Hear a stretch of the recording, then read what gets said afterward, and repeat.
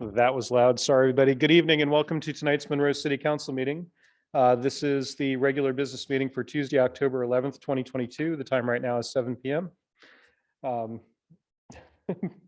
Jody, will you please call the roll? And let me hit the clerk. There we go. Thank you. Council members present and establishing a quorum are council members Fulcher, Kinney, Fisher, and Scarborough. All right, thank you. And Councilmember Kenny, will you please lead us in the pledge?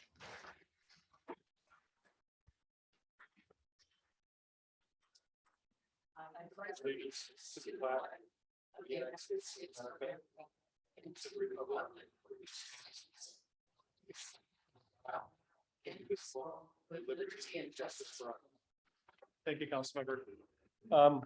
And then did we hear from Councilmember Gamble and Councilmember Davis on, or Councilmember Hanford on their status for this evening at a previous meeting? Okay, unless there's objection, we'll consider Councilmember Hanford's absence as excused. We'll announce for the record when the other two enter chambers. We're gonna go ahead and move on to public comments. This is a time set aside for members of the public to speak to the City Council on any issue related to the City of Monroe, except any quasi-judicial matter that is subject to public hearing. 3 minutes are afforded to each speaker. Ms. Wyckoff, do we have a list of speakers this evening? I can just go ahead and turn to the audience. Is there anybody that would like to speak to the council this evening? Please come on forward. And let me get the, see if that's the right one. We'll just go ahead and just one person. Okay, you can go ahead and keep it. Thank you very much, Jody. Can I double my time because of that? So once Jody's ready, you ready? It's all good. All right. We're going to start the timer when you start speaking, except that we'd like you to go ahead and introduce yourself. Yes, for the I'm record. Scott Big. Lived in town for about 20 years here. Okay, great. Own a motorized foot scooter. So I'm here to talk about the rules you guys are proposing to change. Okay.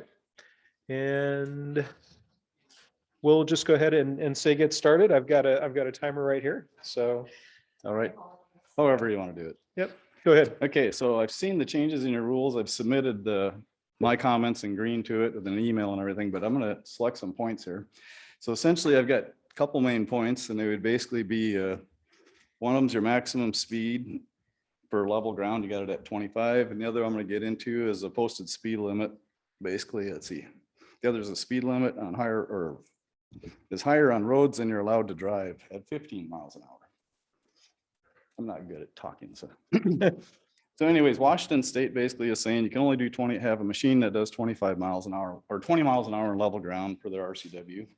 We have counties already within this, between Snohomish County and King County, and then Snohomish themselves that actually allow higher speeds themselves than the 15 miles we're actually doing here. So basically you can't, in King County, you can't go on any roads that are greater than 25 miles an hour, so you can ride them on those roads. Snohomish County, it's unlawful to operate anything on a road that's greater than 25 miles an hour. And basically in Snohomish County, you can't go anything past the posted speed limit. So that's 25 miles an hour too. So essentially Washington State's the same.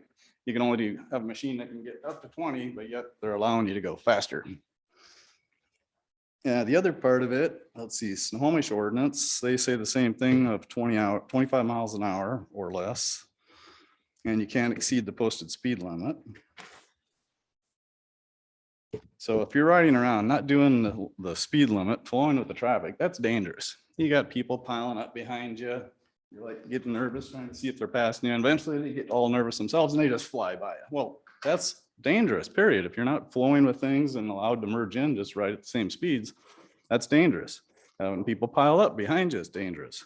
Having scooters that only go a certain speed on level flat ground is dangerous because if you approach a hill, now you're holding traffic up again behind you. So you basically, when you go out and buy a car, you don't go buy a car that says, well, I can only do 55, so I can't get a car that does more than 55. You have to follow the rules. Don't exceed the speed limits. That's the key. So yeah, so what I'm seeing is Monroe is the only place basically that has the lower speed limits around here. I've done a lot of research. I have a lot of stuff on my phone. I was pulled over by the cops in town. They told me I had to drive on the sidewalks. I said, it's illegal. I showed 2 officers. They still made me drive the sidewalks. I came to talk to Chief Jeffrey or Jolly. And then anyways, he suggested this was going, this is happening. And I said, oh, perfect, that night. And he actually was happy that I came there. He understood that the officers don't necessarily know the laws. And I started with him trying to make sure I don't get stopped and told to break the laws. So that's how I ended up here in a sense.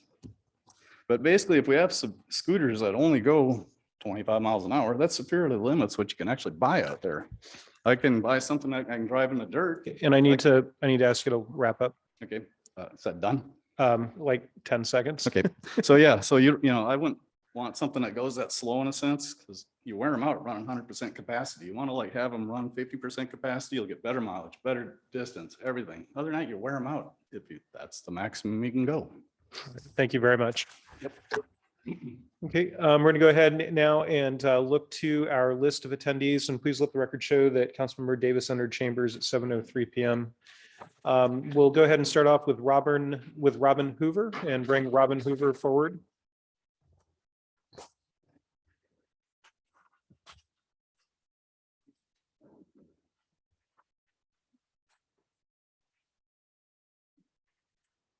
Good evening, Robin. You are now in the panel.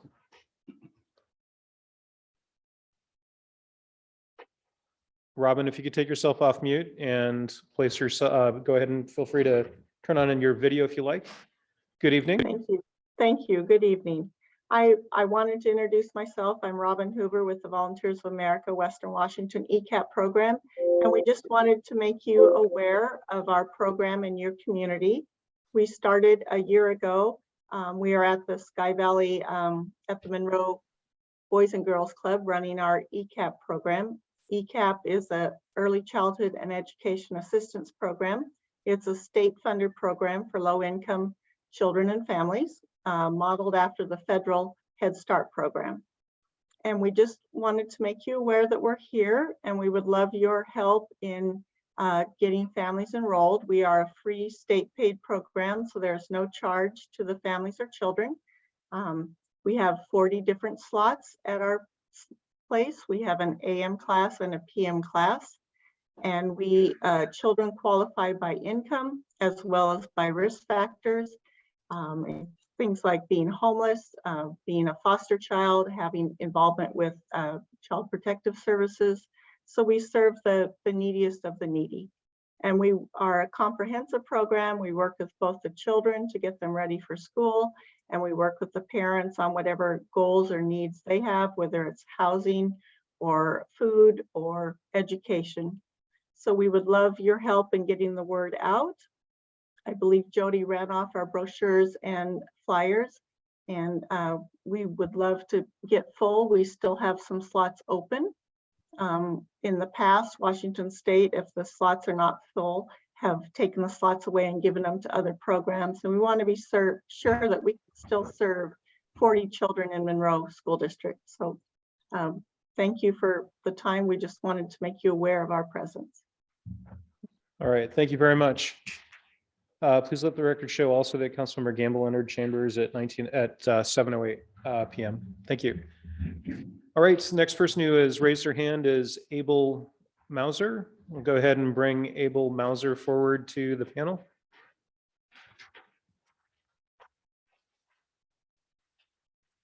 Good evening, Abel. You are now in the panel. You can go ahead and take yourself off mute if you like and turn on your video. And you will have 3 minutes.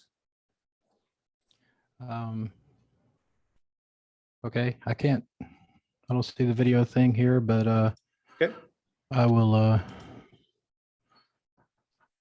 I'll express my concerns. My name is Abel Mauser. I am a citizen of Monroe, and I'm just trying to help out a local business here that we've all probably enjoyed. Las Tres Marias downtown on Main Street.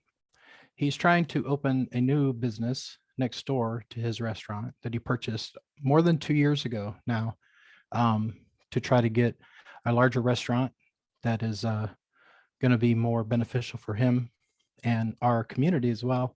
It's going to sit a lot more people. If you've ever been to this restaurant on a Friday night or a Saturday night, sometimes you have to wait out in the street just to wait for a table because it's a very small building. However, the building next door to him has plenty of room. It's twice as long. And we're trying and have been trying to get this building permitted so that we can begin construction to build a new and better restaurant for Monroe to enjoy. However, first review went through.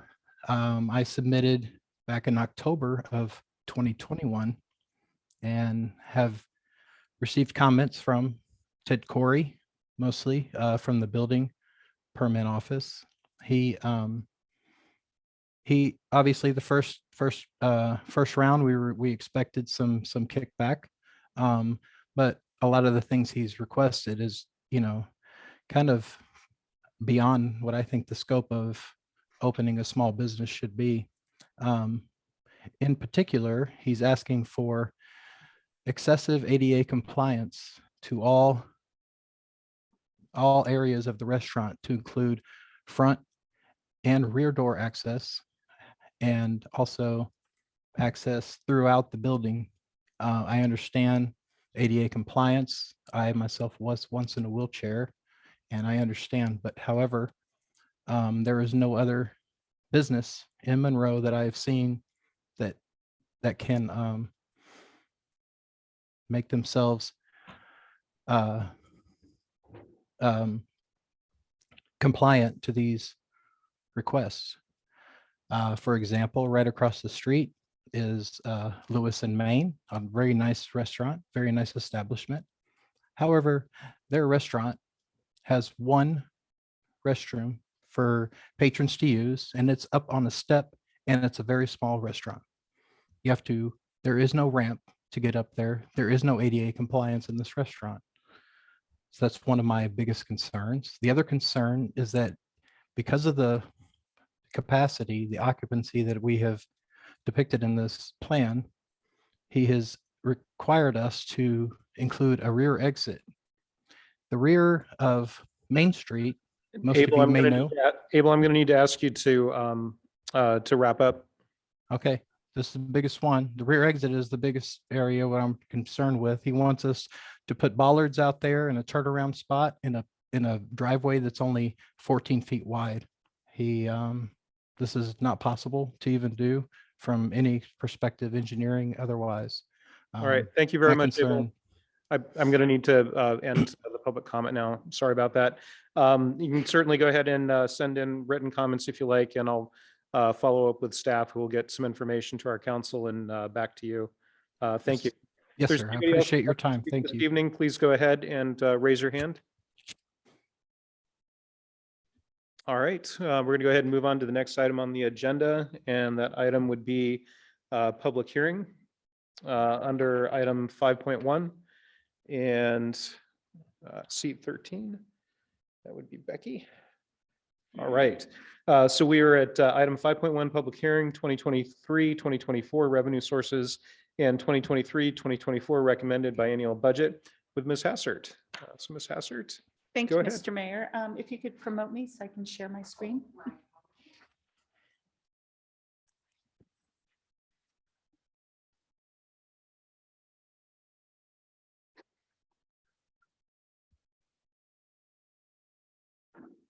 You'll get tired of hearing from me in a moment here, so.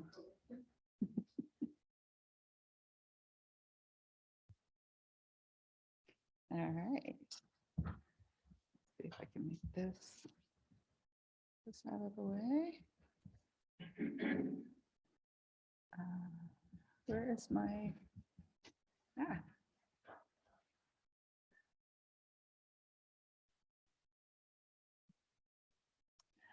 Thank you, Mr. Mayor, and thank you for your patience tonight, council.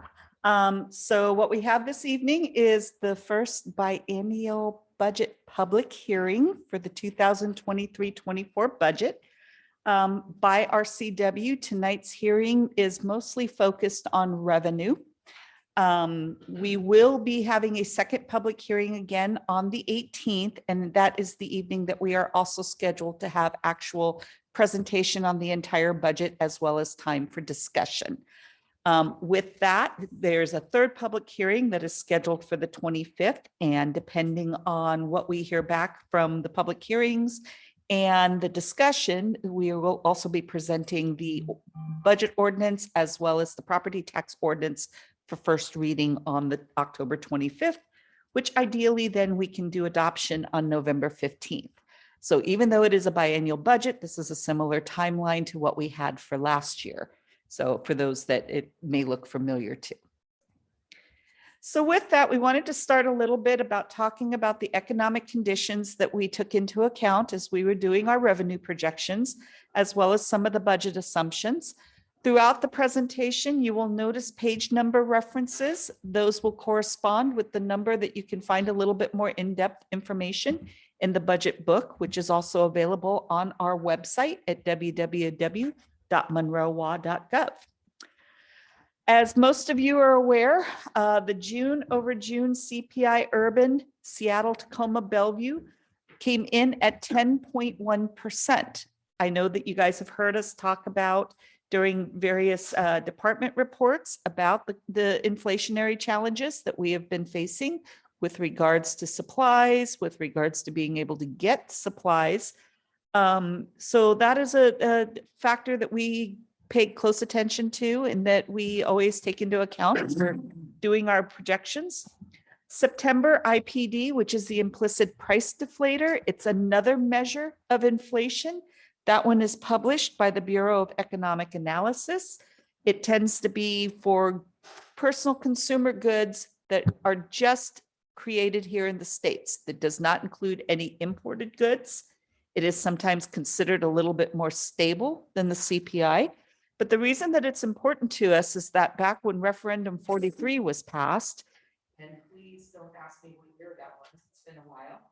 For cities that are over 10,000 in population, our property tax growth is limited to either 1% or the IPD, whichever is lower.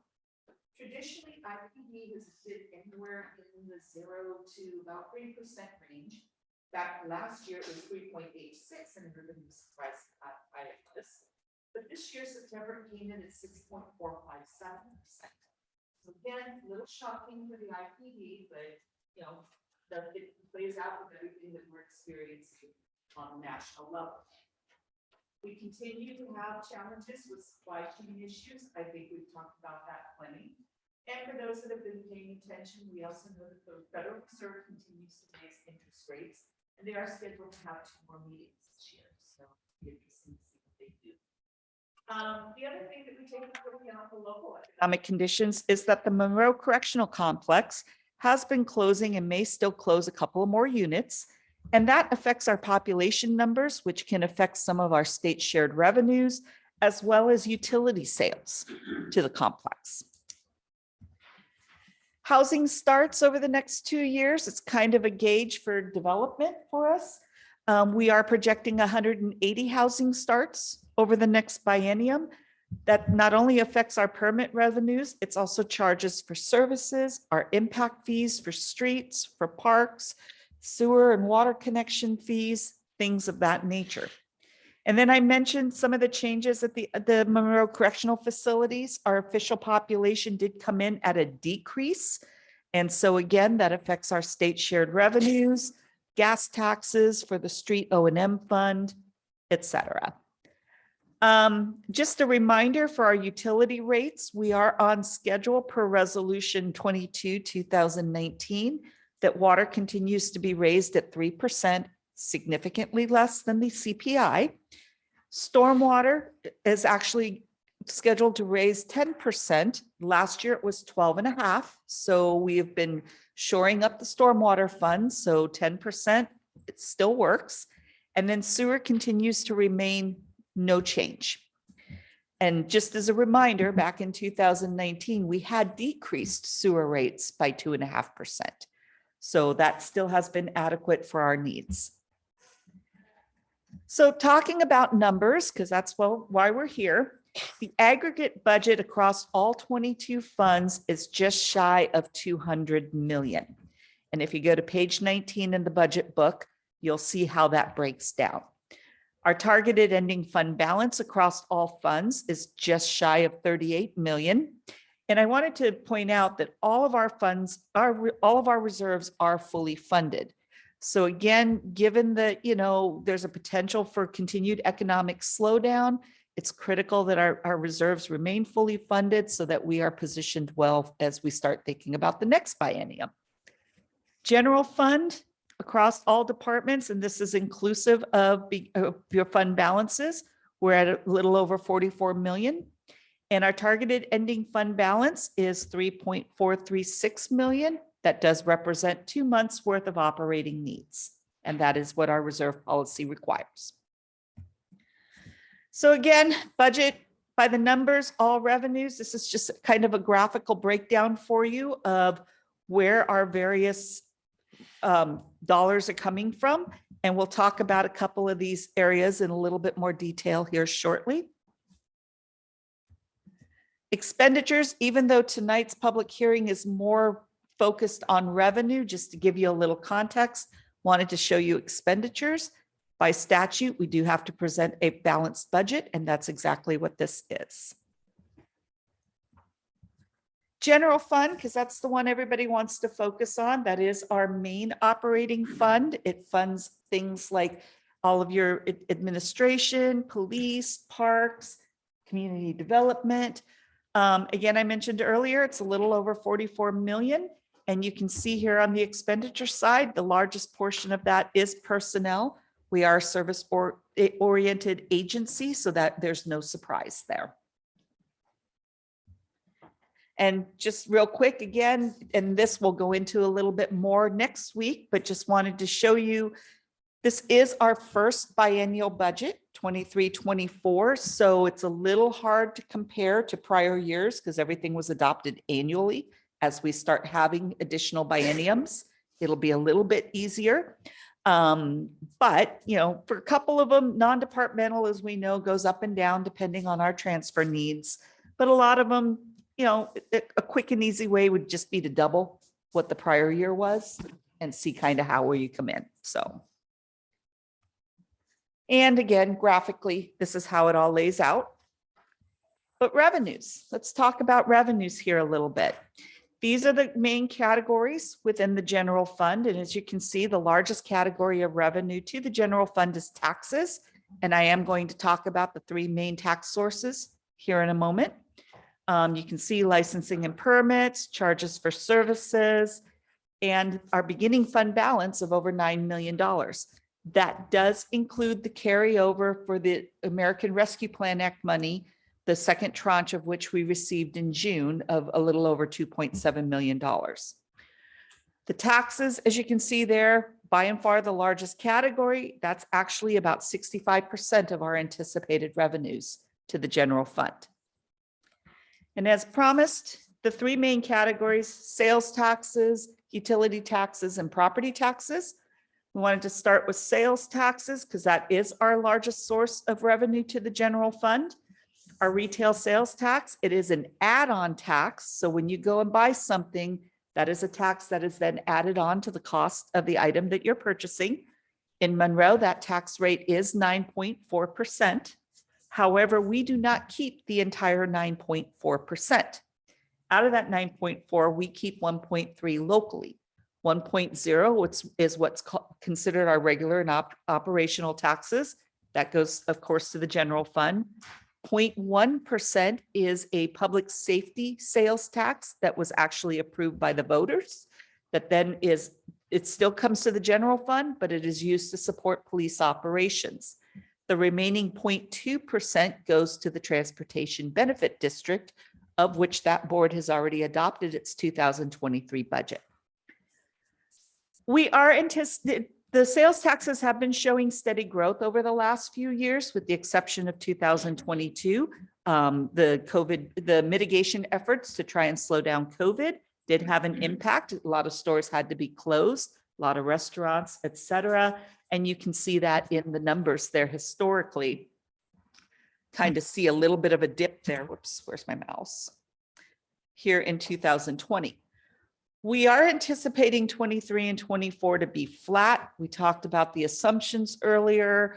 Again, inflationary factors that is kind of changing some consumer habits. People are not spending quite as much anymore. Construction is slowing down, so sales tax associated with construction, we anticipate to be lower as well. We do have outside of the correctional complex, some new population in town, namely the annexed areas that we just recently completed. And we did take that into account, and that's part of why we don't see a dip in sales taxes, quite frankly.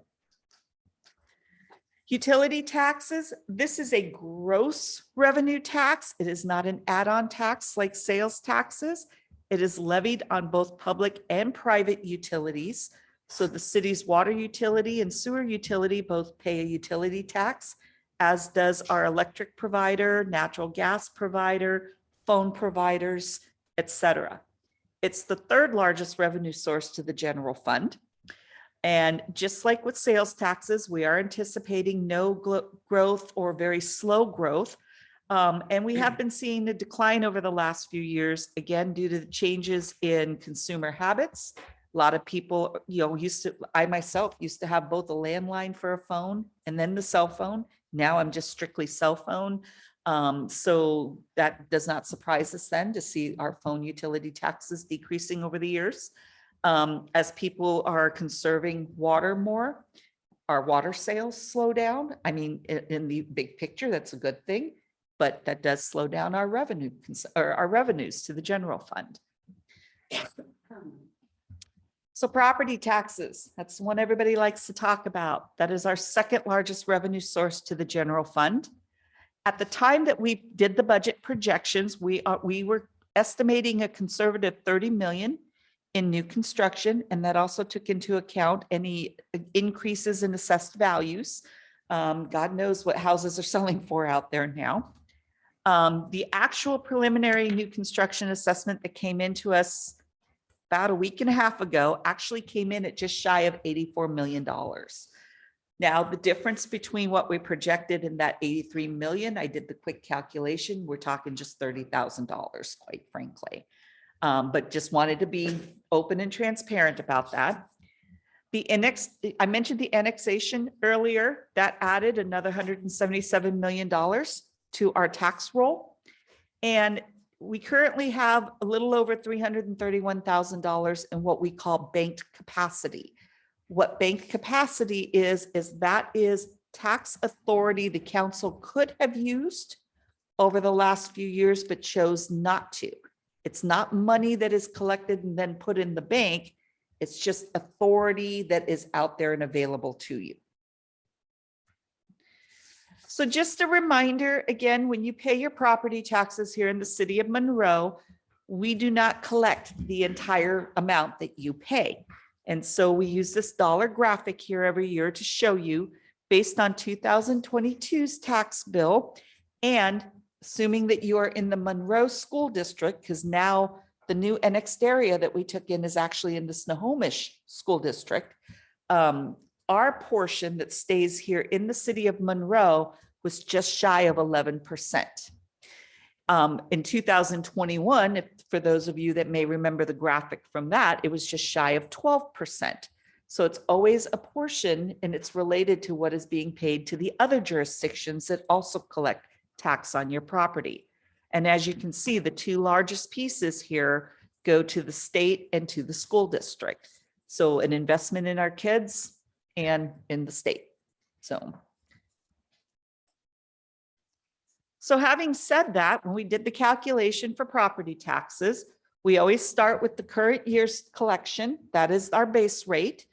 And then IPD, since it was higher than 1%, the council can choose to go the additional 1% without having to ask for a vote.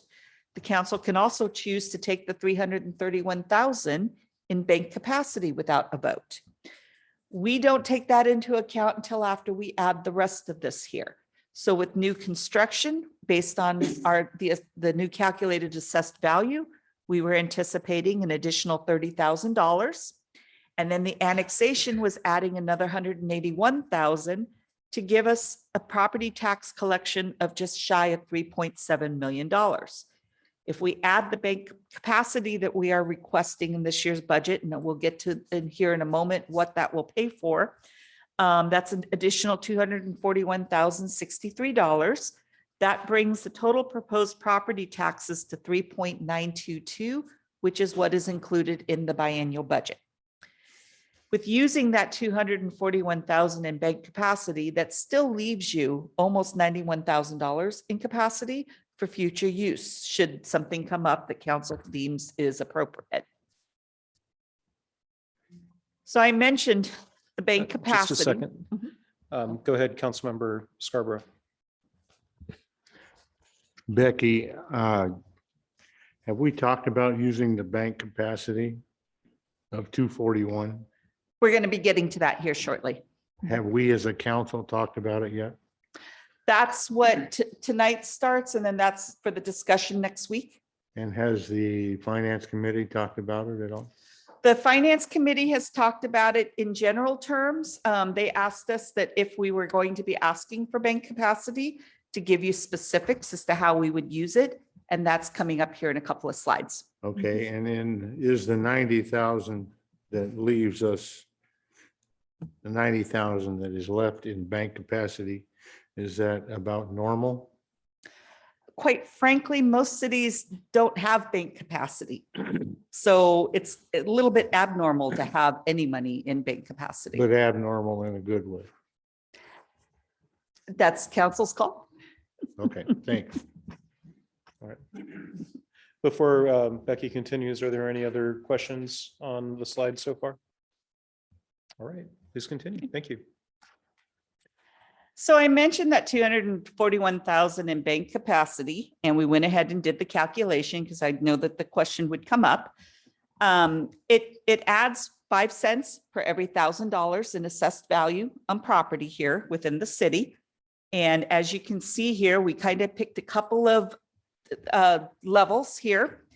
If you have a $600,000 piece of property, what you are looking at is an additional $2.62 a month in property taxes, or $31.45.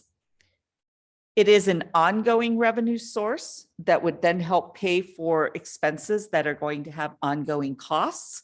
And that is in line with our reserve policy goals of always trying to use ongoing revenues for ongoing expenses. So with that, as I mentioned, there are specific items. We didn't just pull 241,000 out of the air. We had a great presentation from the city clerk's office a few weeks back about our public records and the amount of records that have been coming in. So we are requesting in the 2023 biennium that we make that position a full-time position. And that is the delta difference per year of what we would need to be able to do that. We have some holding cell cameras, audio recording capacity that for the police station, that is an unfunded legislative mandate that we have to do. The capital expenses make sense to use one-time revenue for that. However, the ongoing maintenance costs, we are recommending using bank capacity for that. Also, we want to invest in the mental health of our first responders. The police department has been great about securing a grant from the Washington State Police Chiefs Association that was able to pay for an in-house healthcare provider for the first 2 years. That is a program that we are recommending that we continue. And so we would need funds to be able to do so. Not quite enough to add to the parks staff, but one way to be able to help with all the development that we have been doing in the parks department is to add 2 additional 5-month seasonal workers to the staff that, or the seasonal workers program that they already have. And then, of course, the human services coordinator position. That is a position that council did approve during the 2022 budget. It has taken us a little, or budget amendment. It has taken us a little bit of time to figure out just how we were going to convert that over from contract. But at the time, that was also intended to be a temporary full-time position. This is now being recommended to be an ongoing FTE for the city. And so that's how we came up with the $241,063 for the bank capacity request. Thank you, Ms. Hassert. Kirk, Councilmember Scarborough, go ahead. Yes, Becky, everything on this list comes to 241. And in the previous slide, the $600,000 that nets us $31.45 a year. That's whatever we're collecting is enough to pay that 241 plus the bank capacity. Yes. On years. It becomes part of our base for the next year. Okay, thank you. Before we continue, I've noticed something weird with microphones tonight. I've had 2 microphones go out. So as you're talking, if you notice that you are still talking and your red light turns off, if I haven't turned it back on, let me know. But Becky, at one point you were talking and I didn't touch anything and it went off. And the same thing just happened with you, Kirk. No, I didn't. Oh, you did? Oh, okay. All right. Okay. I'm happy we checked just in case there was a technical issue. We I are haven't touched good. mine. There was a ghost involved with yours. Okay. I turned. Okay. You're not supposed to tell her about the foot pedal. Are there any other questions before we move off that previous slide? I thought you liked me. All right, go ahead and continue. We're all good friends until we talk property taxes. Go ahead, Becky. So this is a chart that we've been including in the budget document every year. So this year, what I did was, of course, added the next year based on the assessed value that the preliminary assessed value that the county gave us, the amount of revenue we went through the calculation. So the projected revenue that we anticipate for 2023. And I show here both how much the new rate per thousand would be both with and without the use of the bank capacity. So as you can see, because assessed values have been going up faster than that 1%, the actual rate per thousand is actually going down. And we'll talk about that here in the next slide a little bit more. But our rate per thousand is going to go down to less than $1 per every thousand of value for property here in the city. Now, again, some of you who have been here for a while, you know that when we talk about the calculations to figure out the rate per thousand, when you hear that assessed values in the city go up by 27.7%, actually higher than that when you add in the annexation and the new construction, that does not mean that the property tax bill is going to go up 27.7%. Because our base is set each year, if the assessed value goes up higher, the amount of I'm using my hands, sorry. The rate per thousand actually goes down. It's an inverse relationship. So this graph here kind of shows that out. Yes, there is a little bit of a difference. It's all less than $1. That's rounding because property taxes, when the county does the formula, they actually carry it out. I want to say 7 places, 7 decimal places. I just used the 2 for illustrative purposes here. So if your house was worth, or your property was worth $500,000 in 2022, and it went up the average 27.7%, your new property value is $638,500.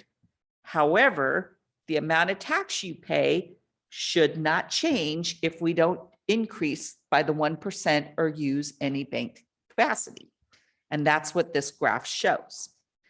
I did do a second graph that shows if we do exercise the bank capacity, this is the difference for that same house, that $500,000 house going up to $638,500. The yearly difference to the bill is $33.74. And that's with using bank capacity. So that's the happy. Now I can have Jason like me again. I'm going to talk about other considerations in the budget. The American Rescue Plan Act, as you know, we did receive 2 tranches from the U.S. Treasury Department to the tune of over $5.5 million when you added the 2 together. This is directly off the U.S. Treasury's website as to the allowable uses for that money that came to local governments. And the first bullet that they have on there is replacement of public sector lost revenues. Then, of course, responding to the negative economic impacts of the pandemic, providing premium pay, and investing in water, sewer, and broadband infrastructure. In 2020, if you guys, for those of you that were on council and remember when we did that really, really comprehensive budget amendment, we had anticipated a 3-year recovery period. 2023 represents that 3rd year. I've already mentioned the amount that we have received. The city has also awarded over $2 million to external partners, various human services providers, local nonprofits, some of our small businesses to help them with regards to the bullet number 2 there. We are now recommending that we keep the remaining $2.7 million, the tranche we received in June 2022, to help us bridge that final fiscal period of recovery here at the city. And with that, you can see these are some of the programs that money would help support. There's still economic development assistance awards programmed into the budget at about $240,000 for the biennium. Human services assistance awards at $300,000. A public defender embedded social worker that has been grant paid for the last couple of years. The last of that is anticipated for $11,000 in 2023, but we have had some success with that program. That's a program that we are recommending is continued. So you can see for 2024, that's part of what we are funding. The embedded social worker, you can see the numbers there. The Monroe Senior Center bus support at the $15,000 per year.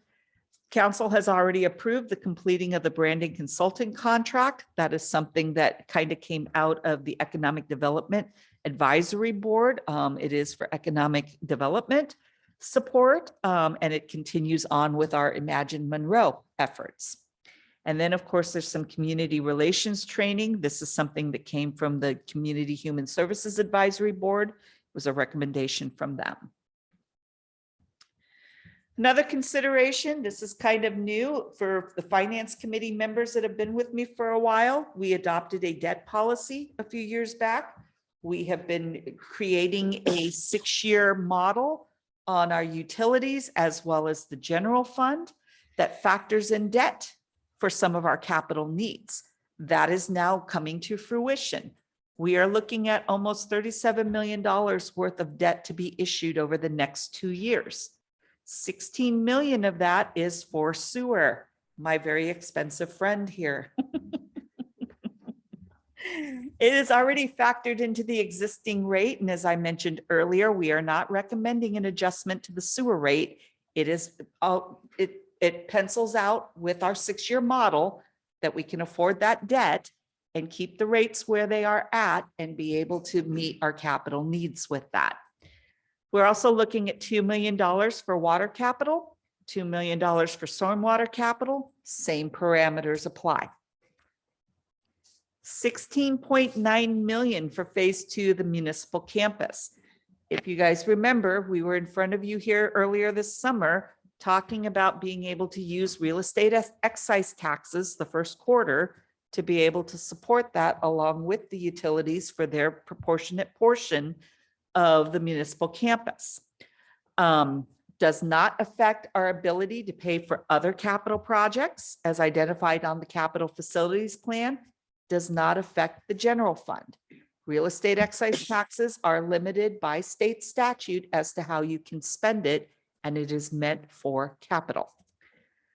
We had also talked about back then that as we have been doing a sweep for the excess REIT 1 that we have been collecting, that we sweep it into and have a bond sinking fund so that we have a couple of years to be able to react if the economy continues to slow down. And this biennium budget does have a target of 2.5 years worth of debt payments in that fund. So next steps, I kind of went over this at the beginning of my presentation, Mr. Mayor. Tonight is our first public hearing. We will have a second public hearing next week, as well as the actual budget presentation and time for council to deliberate. And then depending on what comes out of those 2 public hearings and the deliberation, We do have the final public hearing scheduled for the 25th, as well as the first read of both the budget and the property tax ordinance. And then if all goes well after that, we are hoping to have adoption on November 15th. And Mr. Mayor, that concludes my presentation. All right, thank you very much, Ms. Hassert. Does anybody have any questions for Ms. Hassert? All right, great job with going over the PowerPoint presentation and all the work that you and your staff have done on the budget. I really appreciate it. And I'm just waiting here while we're pulling up. All right, we're going to go ahead and open up the public hearing for this item. If there's anybody that would like to speak to this item, please go ahead and raise your hand if you're in the audience or if you are or if you're online. Is there anybody that would like to speak to this matter? All right, seeing none, I will entertain a motion to close the public testimony portion of the public hearing. Councilmember Fulcher. I move to close the public testimony portion of the public hearing. I have a motion to close the public testimony portion of the public hearing from Councilmember Fulcher, a second from Councilmember Davis. Any discussion on the motion? Seeing none, we'll move to vote. All in favor? Aye. All opposed? Abstentions? Motion passes 6-0. If there's no deliberation or anything else from council, the next requested action is to move to close the public hearing. Councilmember Davis. Close public hearing. Second, Fulcher. I have a motion to close the public hearing from Councilmember Davis, a second from Councilmember Fulcher. Any discussion on the motion to close the public hearing? Seeing none, we'll move to vote. All in favor? Aye. All opposed? Abstentions? Motion passes 6-0. All right, thank you very much. And we'll go ahead and move on to the next item on the agenda. And that item would be item 6, consent agenda. I turn to council. Go ahead, Councilmember Fulcher. Councilmember Fulcher. Waiting, there we There go. we go. I move to approve the consent agenda as provided in the packet. I have a motion to approve the consent agenda from Councilmember Fulcher, a second from Councilmember Kenny. Any discussion on the motion? Seeing none, we'll move to vote. All in favor? Aye. All opposed? Abstentions? Motion passes 6-0. Thank you. We're going to go ahead and move on to the next item on the agenda. This would be item number 7, new business. And 7.1 is past due utility accounts with Becky Hassert. So Ms. Hassert, go ahead. Thank you. So for those of you that were on council last year, we had requested and council was gracious enough to approve that we did not do any utility shutoffs for the months of November and December. The way the calendar falls out, and again for this year, if we were to do shutoffs in November, it would be the week of Thanksgiving. One that could create a hardship for families that may have company coming in. And it creates a hardship for staff because, you know, it is a holiday and a lot of them would like to take time off to be with their families. Same thing with the shutoffs in December. That is very close to Christmas. So we are asking that we be able to suspend shutoffs again for November and December of this year. That does not excuse the late payments. They will still be notified of delinquency. They will still incur a late fee. We just will not be doing shutoffs, but we will resume them again in January if council approves this. So with that, Mr. Mayor, I'm available for questions. All right, thank you very much, Ms. Hassert. I turn to council for questions or a motion. Councilmember Kenny, go ahead. I move to approve suspension of utility account shutoffs in November and December and resume utility account shutoffs in January 2023. I have a motion from Councilmember Kenny, a second from Councilmember Fulcher for the requested action as shown on the slide for 7.1 new business. Any discussion on the motion? Seeing none, council will move to vote. All in favor? All opposed? Abstentions? Motion passes 6-0. Thank you. Thank you. Next item on the agenda is item 7.2. This is America Rescue Plan Act, ARP, award change of scope. And this one will be with Mr. Huebner. So I'll go ahead and call him Mr. Huebner. Go ahead. Thank you very much, Mr. Mayor. Good evening to you, sir, and good evening, council. So wanted to bring back for council consideration this evening an update and a proposal for the American Rescue Plan Act change of scope process, which you'll recall we discussed last week. So just a real quick refresher for council, we had received a request from a first round ARP applicant to do a change of scope to to their approved project, which would still have the ultimate goal would remain the same as the outcome originally approved by recommended by the review committee and approved by council. So we brought forth to you that request and had some discussion around a structure of which that potential pathway would take place. So what I have before you this evening is a proposal based on our discussion last week. So as I presented last week, the proposed change of scope process would involve the applicant submitting a formal request to the city for the change of scope. There is a one-page document included in your packet this evening that we've prepared that the applicant would fill out and submit to the city. That sheet would include a description of the change of scope, an updated project budget showing how the funds would be reallocated. Again, there would not be an opportunity for the applicant to receive more funds than they were already approved. This is just an opportunity for them to show us how they would spend their approved funds differently. And then there's a budget narrative section on the sheet that would enable the applicant to give us any additional information related to their request that the review committee would take into consideration. So the structure of the program that staff is recommending, you probably remember last week I used kind of the hybrid model phrasing.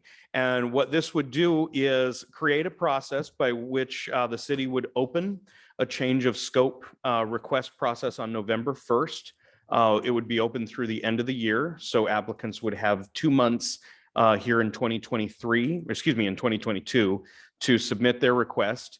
In early to mid-January of 2023, staff would then convene the review committee or committees to review whatever requests are received in that 2-month process and bring any recommendations to you as council for your consideration to approve.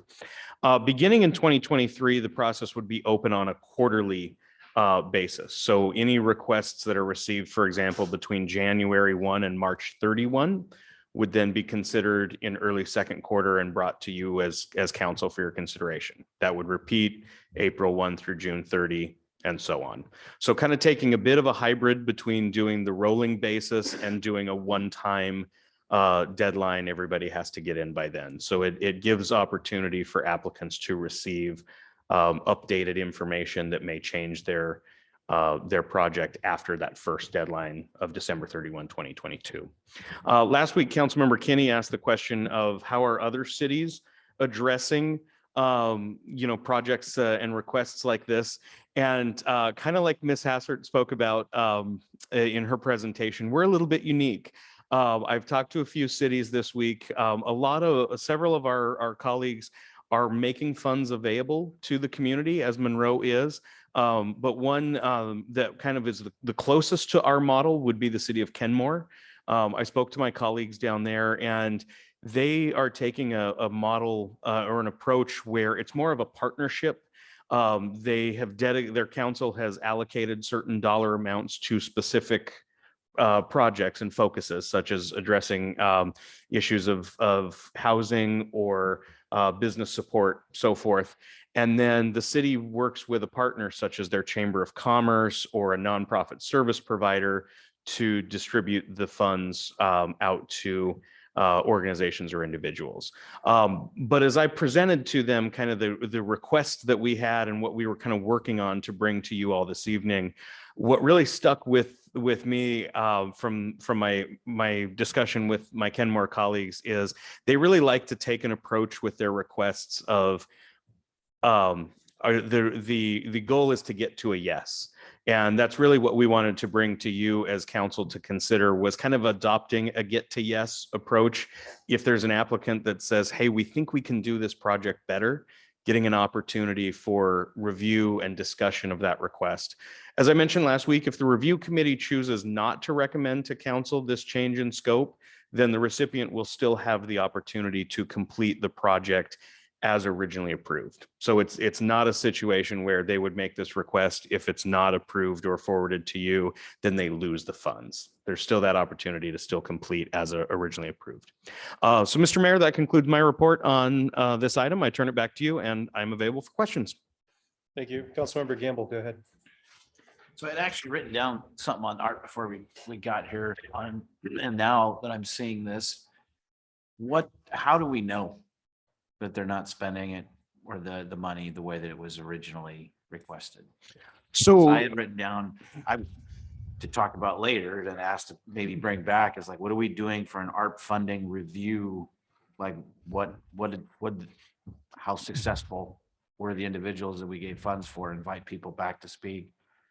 But what do we have guardrails in place so that we know whether or not they're actually spending it the way that they said they were going to?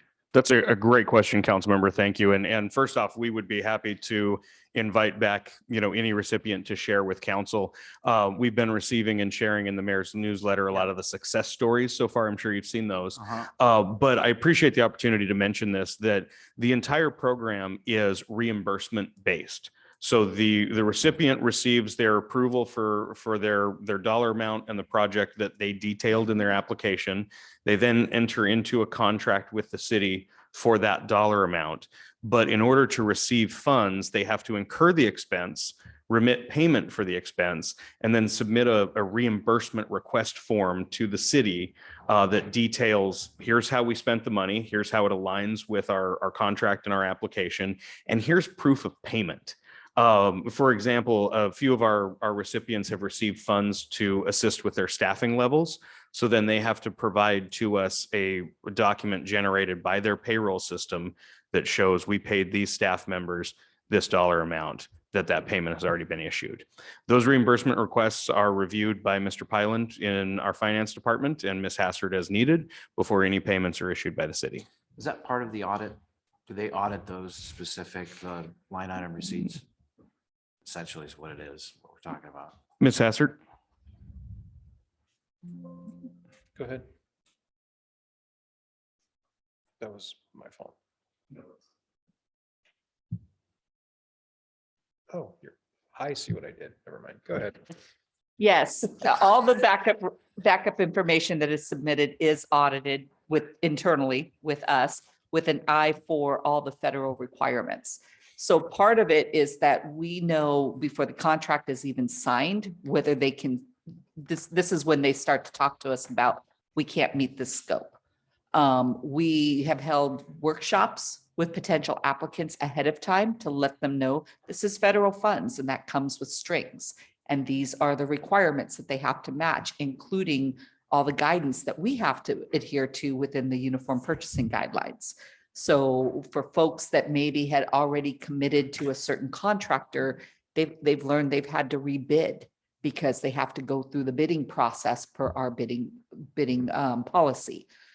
So yes, when they get to the point of having the contract, everything is spelled out. There are deliverables that are outlined within that. And Mr. Peeland is very good about if they ask for reimbursement, it's got to match what that contract calls for. And we're keeping very detailed files for that so that if and when the auditors come in to audit it, and you can bet that they will, everything is there already.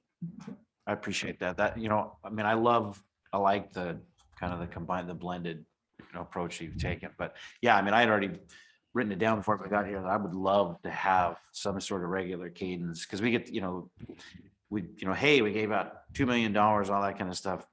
And all the projects that we did, I want to see like what percent have they, have we actually spent and what did they get, and invite them back. If they don't want to come back, then hey, the information that we have. Well, Deborah, Go ahead. Deborah. And maybe this was something that staff was already going to cover, but the the accounting and reporting of the monies that have been paid out under the American Rescue Plan Act are included in the Finance Department's monthly report. And then the explanation of how the money is being spent is being provided as it is tonight in the Human Services monthly reports. So you can get those, they're not together, but we could certainly provide those if that would make more sense to have both the numbers and the stories of how the money is being spent successfully together in one location. We can do that for you. 100%. That's, I mean, I'm only one though. I would need. We'll go ahead and do it if Yeah. it's not too difficult. It would not be difficult Yeah, at all. we're going to go ahead and do it. We could Okay. just cross share and you could get it twice. You could get it once in the Finance Department report and then once in the Human Services. All right, anything else, Councilmember Gamble? That's it. All right, thank you very much. And my thanks to my esteemed colleagues there. I knew they would be able to answer those questions with more eloquence than myself. Thank you both. Okay. I'll just add. Sorry. I know I said it. Yeah. I just think it's important. I get it. We got all this stuff as in different locations, but when we're talking about this type of money, the more that we can transparent we can be, communication 7 times, 7 different ways, all that type of stuff, even for us, it just, I think it helps and it's a good thing. So anyway. Thank you. All right, any other questions for Mr. Hebner or a motion from the council? Councilmember Davis, go ahead. Sure. I'll move to approve the American Rescue Plan Act, ARP, change of scope request process. I have a motion by Councilmember Davis for the requested action as shown in new business 7.2 with a second from Councilmember Scarborough. Any discussion on the motion? Seeing none, council will move to vote. All in favor? Aye. All opposed? Abstentions? Motion passes 6-0. Thank you, everybody. Okay, we're going to go ahead and move on to councilmember reports. We'll start off with Councilmember Davis. Councilmember Davis, any report? No report this evening. Thank you. All right, thank you. Councilmember Scarborough. Yes. Couple questions. Maybe we could get an update, not today, but somewhere along the line on what's happening on the Denny's property and an update on what's happening at Highway 2 and 179th on what I call the old Pan Alaska building that's now grading and building something there. I'm not sure I understood what the fellow who asked us about the change in regulations to scooters was talking about. It wasn't real clear, but maybe Jacob, you could answer that. You don't have to do it here. You can get me when you can. And could you tell me where the restaurant in question is that the other gentleman spoke about? Yep. Councilmember, we can go ahead and have staff send responses to those questions to you and the rest of the council as well. That'd be great. Thank All you. right. Thank you very much. Other than that, nothing else. All right. Thank you very much, Councilmember Scarborough. Councilmember Fisher, go ahead. I have nothing to report. I was trying to think of stuff because I feel like I've been so busy. All right. Thank you. But Okay. Thank you. Councilmember Gamble, go ahead. Well, one, I just want to, I'm with Councilmember Scarborough. I do want to understand the restaurant downtown, but it just concerns me. I'm sure there's good reasons, but because we've done all that we've done in the downtown and we've taken the steps with the other one to make sure that we could get breakfast place to go in there and all that. So I want to make sure that we're doing what we can there. So appreciate that you're going to answer back on that one. Yep. 10:25 meeting. I'm on vacation on a mountain, Okay. so I can't do the Pledge of Allegiance for you. Sorry. Okay. You can do the Pledge of Allegiance, videotape it and send it to us. Send it from the top of a mountain. There you go. Yes. That'd be fun. And I may or may not be back by the Tuesday after that. So Okay. Tuesday after that, would that be, is that election day? No. oh, it is Okay. election, isn't it? Oh, nope, No. it's the following. Yep. Yeah. So yeah, I'm on a mountain for 2 weeks. Okay. All right. Well, enjoy the mountain and I'll see you next week, of course. For sure. What's that? Oh, yeah. Venison or elk will take you there. All right. Thank you. Councilmember Fulcher, go ahead. The other night, no, yesterday, I did the Heart Steering meeting and we talked about the funding to be used for the affordable housing. There was a bit of discussion about, what our goals are and the priorities. So that was fun, a lot of fun. And anyway, and that's about it. Other than that, just that is not just about it. On Friday I got to wear my letter sweater because it was homecoming day. Yeah. And so I got to wear my Jacob knows, orange and black. So go Cats. All right, sounds good. Thank you. And Councilmember Kenny, that would leave you. So I got to see Councilmember Fulcher in her beautiful homecoming sweater at the police department when I was getting ready to go on my ride along with Officer Jesse Squires as part of Citizens Academy. So that was my Friday morning. It was a wonderful day with an incredibly talented professional officer. I was really just so impressed with the ability of this officer in every call that we made, treating everyone with such respect and compassion and very calm. It was really an enlightening experience that I enjoyed very, very much. So that was really, really great. The other thing that I did last week was, as you all are aware, we have a heritage tree program here in Monroe, and took the cross-country team on a training run to go on a scavenger hunt to try and locate all the trees within the city. So Mike, it was wonderful. We have lots of kids that are planning to nominate trees now that they know about the program.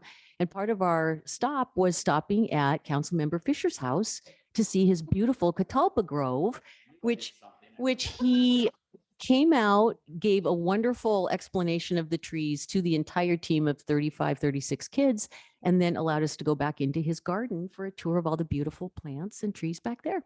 So it was really wonderful. Great. Yep. Thank you. All right, thank you very much, Councilmember Kenny. All right, we're going to go ahead and head over to staff. And we are going to start off with the Public Works Department October 2022 report with Jacob Roberts. Mr. Roberts, go ahead. Go ahead. There we go. Thank you, Mayor. Good evening, everyone.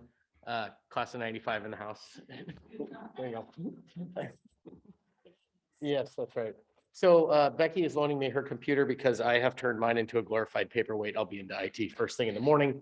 North Madison Combined Sewer Stormwater Update in the Public Works report there. Just a quick reminder that that project is progressing wonderfully. I'd actually planned to have one of our resident compliments that came in up on my screen, but I don't, so I really can't tell you much about it other than it was a compliment during a construction project where the entire road is closed. And it's, if you've been over there, it's demolished. And that says something both about, I think, our inspectors on the job, the design engineers, and also the contractor themselves, Marchbank Construction, is doing an excellent job and communicating with the residents there. So that's pretty cool. The next project on the list is yes, that's right. The Woods Creek Road Maintenance project that was funded by the Transportation Benefit District, new crosswalks, new signage out there. You'll see the relocation of that crosswalk that is kind of between Taco Time, or was between Taco Time and Route 2 kind of. It's been relocated. It's got accessible ramps now. It's got signage. It's where it's supposed to be. And it's a safe distance back from that intersection with US 2 there. So huge improvement. And also the picture on the left in that part of the report, the new iron that's on that road, our operations and maintenance people are extremely thankful for that. The stuff that was there before was aluminum. It was from a time period where somebody was trying something out, and it wasn't a good long-term solution. So that's a huge improvement. They used to go out there all the time to fix that stuff. So the usual stats and things like that are in the back of the report. That closes it out for me. Mayor, back to you. All right, thank you very much. We're going to go ahead and move then over to Mike Farrell to get our parks update. Mr. Farrell, go ahead. Thank you, Mayor. Thank you, Mayor. Good evening, Council. Can you hear me? Yes. Scooch up here. So you have in your packets the department update. So just kind of skimming through highlights of that. You can see some pictures on the first page. Staff's been erecting a new information kiosk at the new fields at Lake Ty. And then we also had a sinkhole repair with the warning track at Rotary Field. So that was great to take care of that. And the annual grading of the roadways Al Borland Park as well. So in other news, the staff in coordination with Snohomish County PUD, we installed the first of the PVS cameras, public video system cameras at Lewis Street Park. It was installed in accordance with our policy. Signs are posted at all entrances and notifying the public that recording is taking place. And additionally, access to the video footage from the camera is limited to the Monroe Police Department. So next step here is getting the rest of the cameras installed. So over the next couple of months, we will install 2 cameras at Lake Ty Park and 1 overlooking Sky River Park. And then at a later date, we're going to have an additional camera. We need to get power to it. Will be installed at the south end of the Lewis Street Park parking lot. It's kind of near where that new Welcome to Monroe sign is in that general area. And then in other news, we got results of we applied as you know for 2 grants through RCO. They're very highly competitive grants, but as you can see in the report, the projects for the project for both grants did not rank very high. So in one of them, the WWRP was 19th out of 25 projects. And then in the other one, it was 51 out of 59. So that means the likelihood of receiving grant money for this round is not very high. And the main reason why they ranked that way is, as you know, what we've conceptually, designed and went through a process and budgeted for this part. The park is to develop that park is roughly about $10 million overall. So we needed to break that into phases to get grants and awards and matches and things like that. And so that first phase is the things that need to occur, like the grading, all the sidewalk, curb, sewer, storm, all of that sort of thing. So anyways, moving forward, prior to the next RCO grant round in 2024, we will refine and develop those grant packages to make them more competitive. So we'll move forward with developing the civil plans for the project. And that would result in an exact scope of work, exact material quantities and costs. So basically refining it. And during that process, we'll also, go back to our residents and neighbors of the park there and again, another opportunity to get input. So anyways, that's the plan as far as moving forward. And so we haven't lost any time with that. It was one of these things where we acquired the property, through with help of an RCO grant. And then the next round was just this past year. And so really with the 6-year project capital facilities program, as you'll see next week, or you'll see in the proposed budget, we're still on track to continue to move forward to acquire funding and put that in place to begin design and development of the park. The last part is you can see some events that we had in the parks. We had great weather this past month. And that really concludes my report, and I'll take any questions if there are. Thank you very much, Mr. Farrell. Are there any questions for our director? Okay, go ahead, Councilmember Kinney. I was just wondering, Mike, where the memorial bench is located in Sky River Park and who it's honoring. Thank you. That one, I believe, is the Olson family, and it is, let's see, that's at Sky River Park, the far east end of the park, past the ball fields. Okay. Yeah, that area. And Olson, like Yeah, as in our OHLSE. former Park Supervisor Dale Olson. Oh, Yeah. got you. Oh, wonderful. I didn't know about that. One of Well his family deserved. members. Oh, fantastic. Thank you. Thank you. Any other questions for Mr. Farrell? All right, seeing none, we'll go ahead and move to our economic development. We'll go ahead and move to our economic development report, and that is with Mr. Hebner. Mr. Hebner, go ahead. Thank you, Mr. Mayor. Good evening again, Council. Economic Development Report for September 2022. It was a quiet meeting, or quiet month, excuse me, in regards to meetings of the Economic Development Advisory Board. September 8th was canceled as Ms. Knight and I were both on vacation. Our September 22nd meeting, we did not have a quorum, so we did not call the meeting to order. Tourism, promotion, and marketing. Ms. Darrow from the Parks Department and I are working very diligently with our writer and our publisher on the second publication of our Snow and Sky Regional Tourism Guide. We had hoped to have that out in October. Couple of delays related to the publication process and getting connected with the leaders of the businesses and attractions that we were featuring. And so there's a small typo in your report. It says that the publication will not roll off the presses on Friday, November 18th. That should say now roll off the presses on Friday, November 18th. Apologies for that. Again, related to tourism promotion and marketing, the Chamber of Commerce wrapped up its 2022 Farmers Market series on the 28th. It was a very, very productive and highly successful 19-week run of our well-known and beloved farmers market. The Chamber of Commerce is hosting its annual downtown trick-or-treat event on Sunday, October 30th. Monroe residents and visitors are invited to bring their goblins and ghouls down to Main Street between 3 and 6 p.m. for a downtown Halloween block party. The Chamber has also announced the return of Light Up Monroe, which is scheduled for Sunday, November 27th. We spoke a little bit about our ARP funds earlier. As of September 30th, the city has issued reimbursement payments totaling $514,116.13 to round one ARP recipients. Mr. Pyland and myself have completed drafting contracts for the round two attendees and have provided drafts to all recipients for their review. As of last Friday, when this report was prepared, 14 recipients of round two awards have executed their agreements with the city. And finally, just a note for our local business community, the State Department of Commerce recently received a $1.4 million federal grant from the Small Business Administration to support the state's trade expansion program, also known as STEP. This program provides up to $10,000 of assistance to small businesses in the form of reimbursements to assist small businesses in entering the export field, so exporting products. So there's a link in the report in your packet. If any businesses are interested in beginning to export their products, then they can follow that link and take a look at the application criteria for that award program. Mr. Mayor, that concludes my report. I'm open to any questions from council. All right, thank you very much. Are there any questions for Mr. Huebner? All right, thank you very much. Next person we have to report out then is the Human Services August and September 2022 work report with our Administrator Knight. Go ahead, Deborah.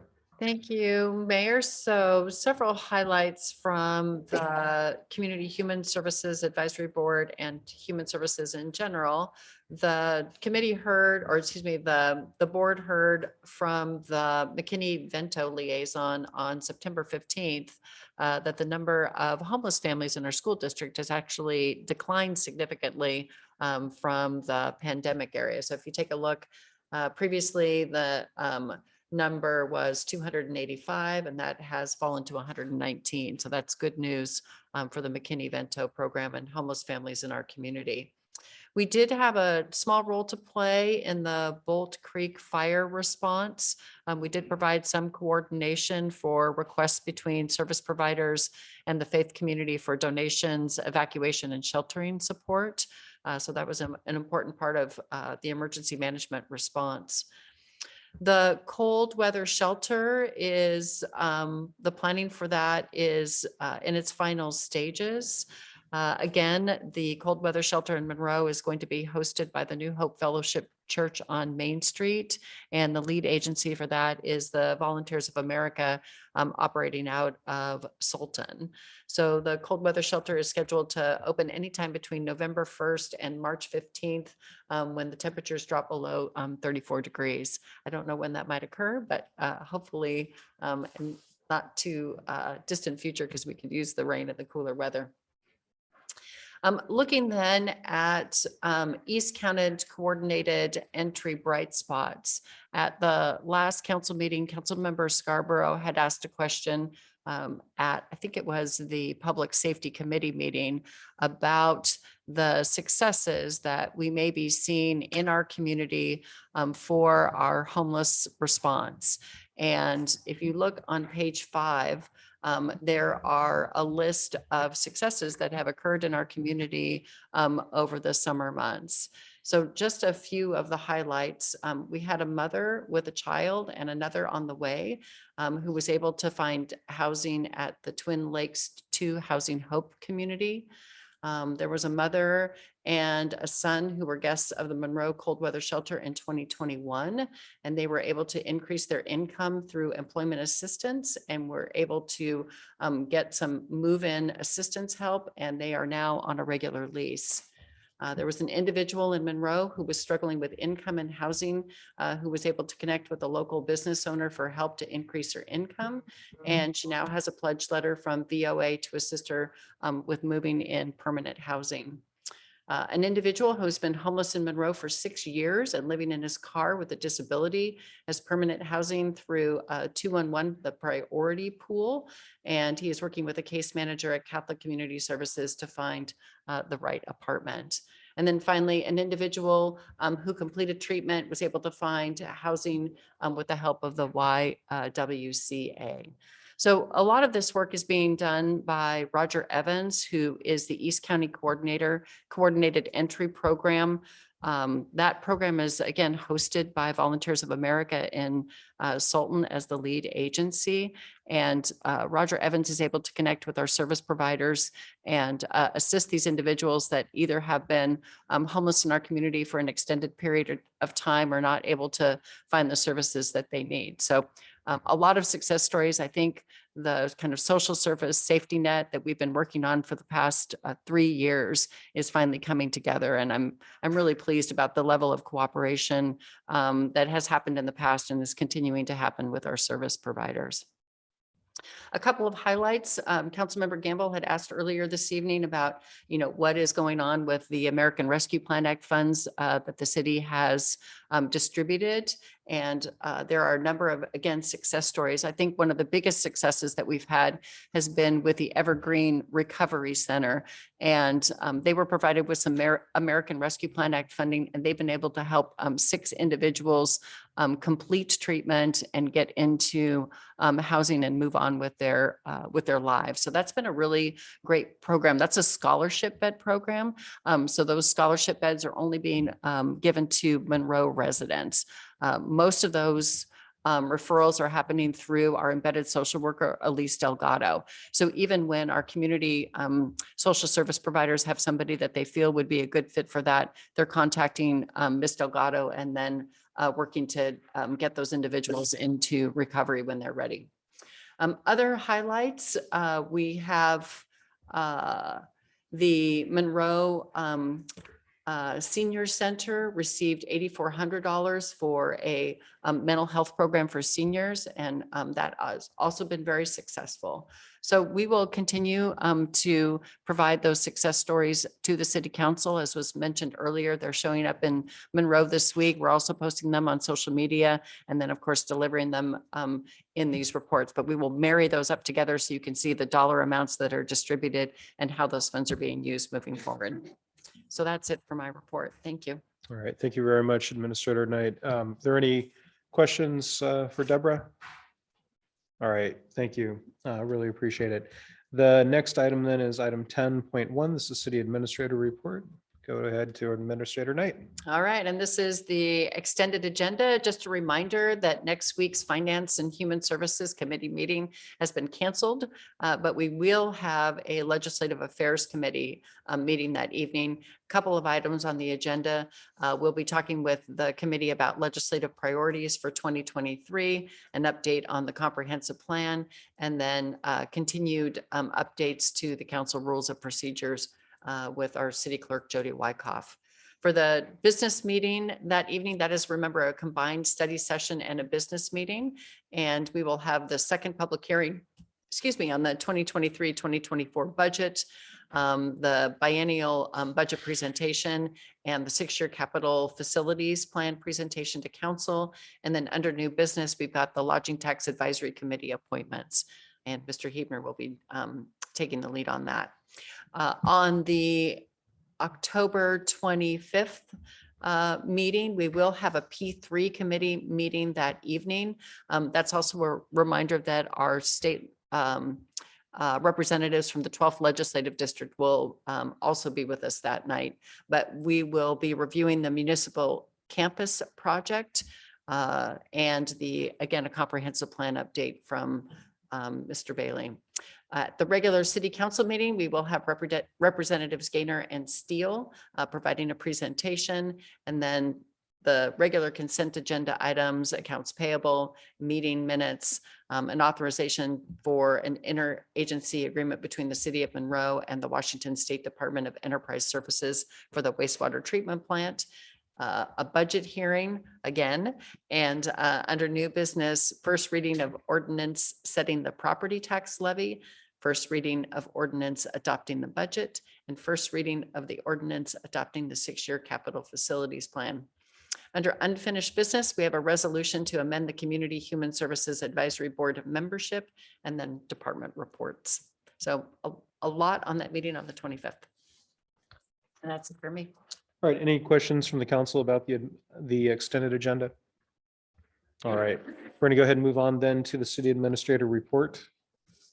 Period. Go ahead, Deborah. All right. Well, it is a little bit of bittersweet to announce and provide congratulations to Rich Hebner. He has been selected as the deputy city manager for the city of Moses Lake.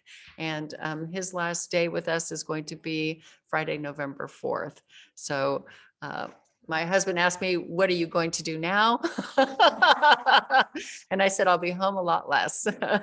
But we are very pleased for Rich's opportunity to work for the city of Moses Lake. And we are sorry to see him go, but we will let council know because we plan to give him a good, strong send off, and we'll keep you posted as to what that looks like.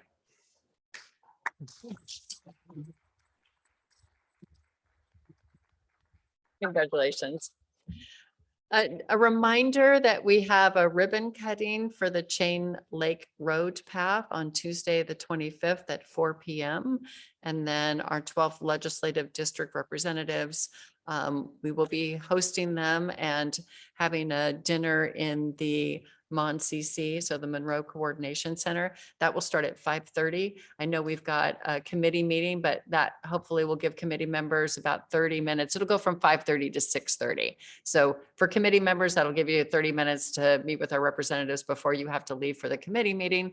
And for those of you that can't make it quite then, you'll still have 30 minutes before the regular council meeting. So we tried to find that sweet spot to give everybody an opportunity to say hello before the council meeting.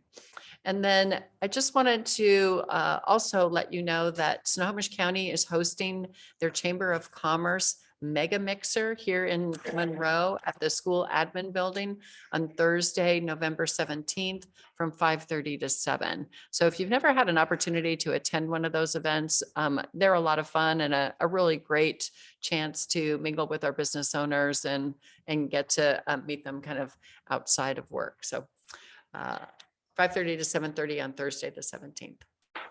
And then the last item I have, if you go to the next slide, we got a really nice article. Director Farrell pointed out to me that right up on Sunday's Herald about Sky River Park. So this writer had an opportunity to actually go see her son run a cross-country meet in Sky River Park. And she just had a delightful time there and wrote some really nice things about Monroe and the park in general. So I give kudos to Mike and his staff. That park always looks phenomenal. It's in great shape. She specifically noted how clean the bathrooms were and that we had hot and cold running water. So thank you, Mike, and to your team for making that park such a showcase for the Monroe community. That's actually a picture of the actual paper. They actually print paper still.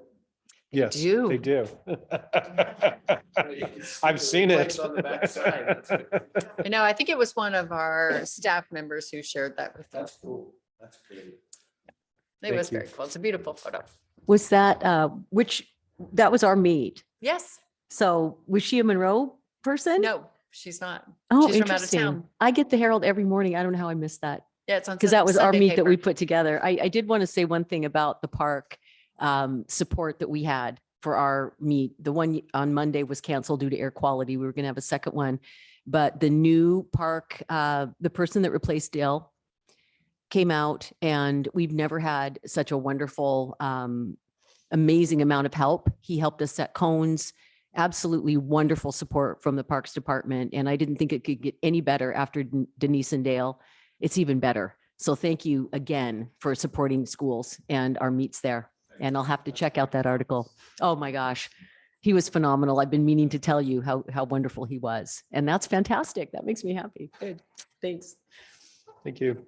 Any other questions or comments on Administrator Knight's report? All right. So my report, just a couple of items. One, I started doing LTAC interviews last week. So I've interviewed 2 people so far that are interested in serving on LTAC.